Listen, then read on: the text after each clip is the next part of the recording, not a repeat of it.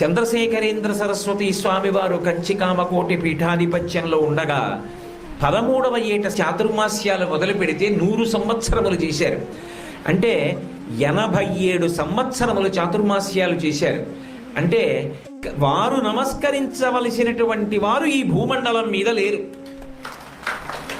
ఎవరైనా ఈ భూమండలం మీద నమస్కరించవలసి వస్తే ఒక్క చంద్రశేఖరేంద్ర సరస్వతి మహాస్వామికే.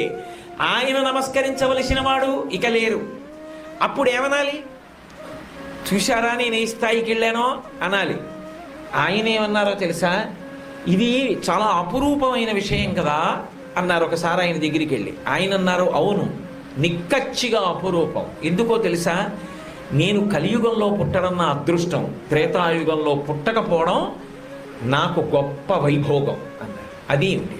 మేమంటున్నదొకటి, మీరంటున్నదొకటి, ఏమిటి మీకు పట్టిన అదృష్టం కలియుగంలో అంటే? ఆయన అన్నారు, త్రేతాయుగంలో రామచంద్రమూర్తి ఉన్నాడు.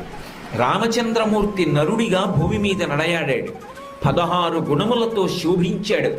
16 గుణములు పరిపూర్ణముగా కలిగిన పురుషోత్తముడైనప్పటికీ నరుడిగా ఈ భూమి మీద నడయాడాడు కనుక త్రేతాయుగంలో సన్యాసాశ్రమంలో ఉన్న నేను కనబడితే రాముడు నాకు నమస్కరించి ఉండేవాడు. నేను రాముడికి నమస్కరించలేకపోయేవాడిని. కలియుగంలో పుట్టాను కాబట్టి 87 చాతుర్మాస్యాలు చేసినా రాముడికి నమస్కరించుకుంటున్నానన్నాడు. ఏమి చెప్పాలి ఆయన వినయం?